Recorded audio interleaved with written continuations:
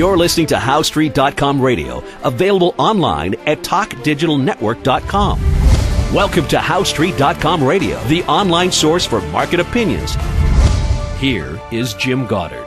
My guest is financial consultant and wealth manager Richard Knowles of Knowles & Associates in Vancouver. Welcome to the show, Richard. Thanks for having me, Jim. Remember, just a few weeks ago, the Bank of Canada was warning it would be hiking interest rates sometime this year, maybe in the spring. Well, surprise, surprise, Gomer Pyle. The Bank of Canada has cut its rate by 0.25% to 0.75. Are you surprised or shocked, Richard? The two choices are neither. I'm neither surprised nor shocked. I've called for this for some time. I certainly have been saying, certainly on this show, as well as to my public listeners, that don't expect any interest rates rises, at least until the end of this year. I am a little surprised. I'm supposed to be honest. I'm a little surprised that it dropped. I just didn't think they had a lot more room to go. It doesn't really surprise me because of the most recent issues with regards to the drop in oil and, of course, the slowing economy. So the central bank would do things to repress any kind of economic fallout, of course, from dropping oil prices, and dropping the interest rates would be in line with their procedure. They just don't have a lot of room to move, so it's questionable whether it was expected, but certainly I didn't expect a rise in any way. I heard that there were actual people in and around. I remember there was some article that was quoted in Vancouver. Someone was actually stating there was going to be a rise in interest rates. I just have to chuckle when I see that sometimes. So you expected it to stay the same. Well, in Canada, it was 1%. In the U.S., the central bank rate is 0%. So, yeah, they had a whole 1% of wiggle room. Now they've got 0.75%.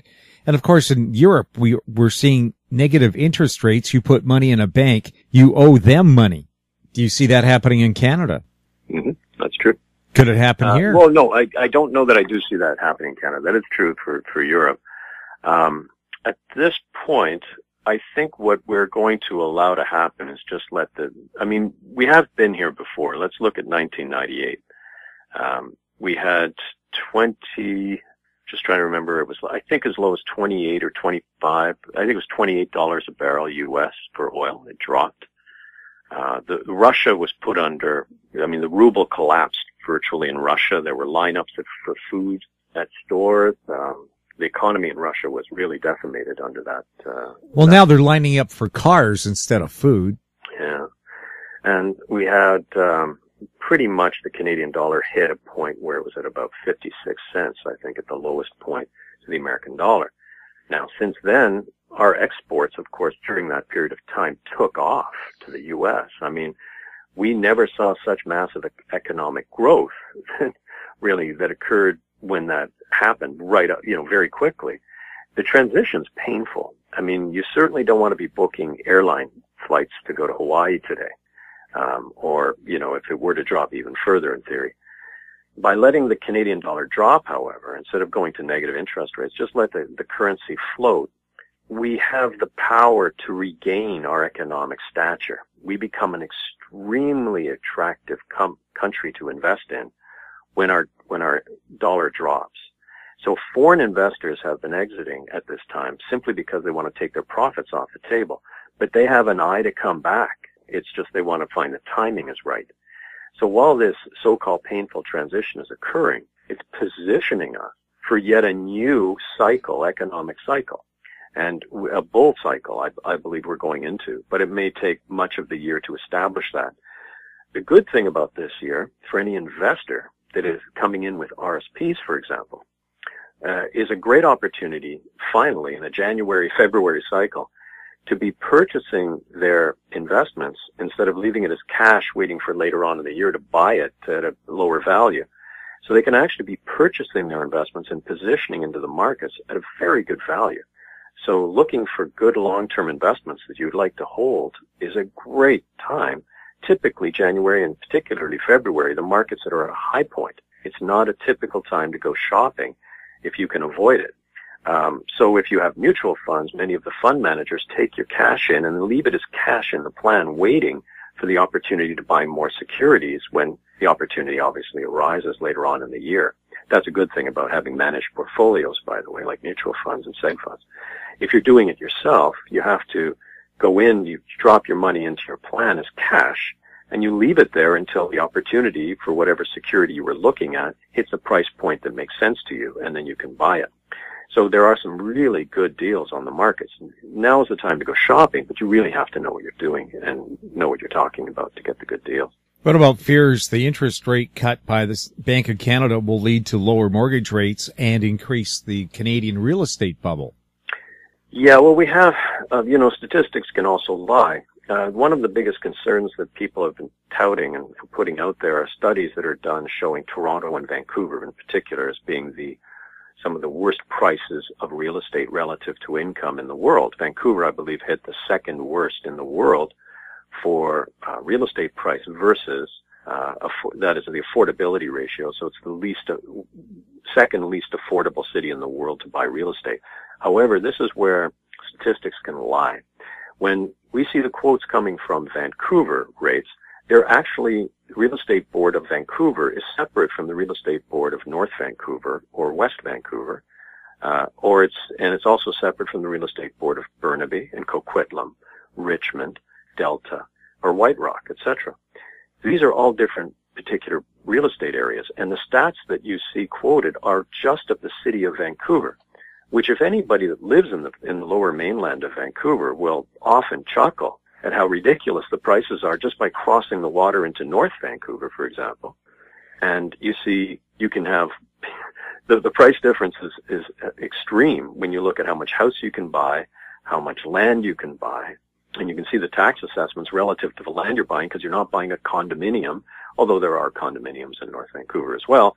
Much of the question mark overhanging Vancouver is this massive condo market in the downtown area, overbuilding, massive prices to investors that seem to want waterfront in the city but don't care to have waterfront right across the same water and south-facing actually instead of north-facing, in, say, Lonsdale Quay in North Vancouver. You know, you can get such great price differences and play an arbitrage real estate play if you know what you're doing. But people here are looking at the city from outside, and they just look at the Vancouver Real Estate Board, and admittedly, I believe it's overpriced. As a local looking at Vancouver real estate, I believe that area is overpriced, but not as, you know, you drive out 20 minutes down to Simon Fraser University, and you can buy fantastically priced homes, beautifully made, quick drive-in, easy access through now more available SkyTrain access, etc. It's incredible what the values you can buy. So it's one of two things will likely happen. Either the real estate around Vancouver will follow and keep going up, or ultimately the Vancouver city will kind of correct downwards. And it's also based on how much income and rent people can pay. So it is relative to incomes, and our incomes here are less than in other places in the world. So while the real estate in New York City might be twice as much, the income is also twice as much. You can go to London, England. The income, you pretty much make twice as much income there, but the real estate is twice as much as well. Maybe about the same, I guess, relatively speaking. But because their income is higher, they might be less on the affordability ratio.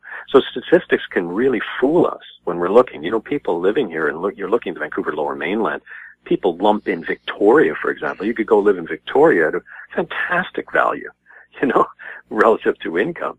It's a great place to live, and the weather's a little bit warmer too, going a little further south than Vancouver, because they're on the island. So everybody, you know, if you know what you're doing, you can cross the water. You can buy in Nanaimo for rental real estate. You know, there's people living all over the place in the lower mainland of British Columbia where you can find value. So I don't see that necessarily dropping off the face of the earth. And, you know, with increasing interest rates, suddenly people can't afford their mortgages. Typically, the people that are buying in Vancouver City can afford that money. They're not going to suddenly be going out. They're not mortgaged to the hilt. This isn't your average homeowner. These are people that have, I saw one property just the other day. This as a quick example to your listeners. A property, $1.6 million. It was in the Kitsilano area. They were listing it about that price. They thought that was a more fair price. The house, the place you could live on the house was on the main floor. So the owner could live on the main floor. The upstairs was split into two suites, one bedrooms, both getting about 11 $1,100 approximately per month, plus utilities. And then they converted the basement into a one-bedroom as well for $1,100. Nicely done. You're generating $3,300 a month in income. Now, who's renting that? Well, people are working locally.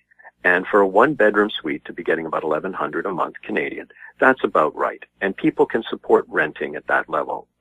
Even if wages were to, fall off and people lose jobs, there's enough area, in that area, there's enough turnover and, university students, whatever, to be able to afford to live there. But the rich do get richer. In other words, the people that can afford that will be those that can afford it. And those that can't afford it will have to move further out and commute in. But there are people to replace those tenants if they move on. Now, if you can afford to have a mortgage, which can be financed by your rent, then you can let housing prices, or you can allow interest rates to go up. But if your rent is enough and you're making a reasonable income, just even an average income, you can afford that place. So it all depends on what you have for down payment. So the wealthier are buying these properties, but there is a surplus of wealthy people in the world today. And we can comment about that and just looking at statistics on the great wealth that's being held by the 1% today, for example. And we'll have more on that with Richard Knowles right after this. More and more people are looking to the internet for intelligent, riveting, and thought-provoking interviews. To advertise on the Goddard Report and TalkDigitalNetwork.com, call 604-699-8600, 604-699-8600. Welcome back. We're speaking to Richard Knowles of Knowles & Associates in Vancouver. Richard, Oxfam says by the end of next year, 1% of the world's people will hold 50% of the world's wealth. What does that mean to the average Canadian? Does it mean anything? Well, I think it's a statement more on a global basis on what is the citizenry of the world going to do. There's a lot of people that believe that there could be a type of global citizen revolution, if you will. I mean, this has happened in our past. I think we were commenting on this off air earlier. The Russian Revolution, the French Revolution, the Chinese revolutions. I mean, they all happened where they went and grabbed the wealth from the very richest people. But I don't know if they did a very good job of redistributing it to the poorer people. It tends to become just a power grab, and the little folks always end up losing again anyway. Ultimately, it seems to be the opinion of many that the ultimate evolution of a capitalist state, so in other words, when you have capitalism as the primary driver of your economic country or state, then eventually the evolution will be that the wealthy will own more of control of both the country, its military, and of course its government. It will have moral suasion, if you will, or financial persuasion over the decisions that control that state or country. That is, in my opinion as well, I think unfortunately, it's a natural evolution of capitalism. And according to the Princeton University study, it was done recently on this last year, it came to the conclusion that the United States government is now considered, or a political system, is considered an oligarchy, or a plutocracy, which is similar to an oligarchy. It's a control of the many by the few elite wealthy. So this is the ultimate decision of a political think tank at one of the top universities within the very country that it exists. And they believe that under all definitions of governmental definitions, it's not a true democracy anymore. Now there's a form of democracy at certain levels, of course, which exists simply because you have municipal issues that have to be dealt with. I mean, the ongoing issues of the state have to be dealt with, and local democracy still exists. But the actual power situation at the very highest federal levels is not considered democratic anymore. Richard, it seems the natural state of things then, if that continues, is just like the Hunger Games. Very rich people and then a bunch of starving people below them. The people are called citizens instead of peasants, but it's the same thing as we had in feudal times. A few rich people controlling all the land and all the food and all the money. And this shouldn't surprise us. Anyone that studies history sees this returning again and again and again. Fall of the Roman Empire. Why we think we're so much better than history has shown us to be. I really fundamentally am in awe of how the human condition can be in such denial. Like, not that I'm saying that it's going to happen tomorrow. We have a system. We've got to get up every day. We've got to eat. We've got to go to work. But the reality is, and the sad reality is, that we are unfortunately not at the increasing part of this massive global empire evolution, which has been going on for a long time. We are, in effect, at the trailing end of it. So it's over the top. Now, if you were born 50 years ago or 100 years ago, you might have, even 50 years ago, you might say, wow, this is great times. But things have significantly changed. And unless we revert back in time to the way at one point in the past and start to practice controlling our economic situation, we are doomed to evolve naturally to a falling society. Now, it may not even be within our lifetimes. And when I mean our, I'm talking about people that are over 40. It could be 30 or more, 40 years from now. But it would certainly be within the lifetimes of people that are currently being, in their teens today, could easily be seeing a very eroded reflection of what we have today. And now that's not saying it will happen, because that's a very short period, but 100 years is a fairly long period for an evolution to a revolution to occur. Now, this is global as well as being localized, and, we're talking about the United States, perhaps in North American society, but we're talking about a global situation. We see things happening all over the world, and money chase, if you want to find out what to do, follow the money. It's one of the oldest expressions in the world. So if you want to know where to park your money or invest your money, you follow where this money is going, because they create the market itself. Right? So if you have billions of dollars being invested in a single company that is basically a nobody out there, there's a reason why a multi-billionaire is investing billions of dollars in that single small company. And if they're very successful at what they do and they're putting in enough money, they'll make it successful. So if you know that, you should invest your smaller numbers in with them. That's a very common theme. If you know where the food is, you follow the hunter that knows where the food is. That's good sense. That's being a good hunter. And when you learn that, then you know where the food is, and other people can follow you.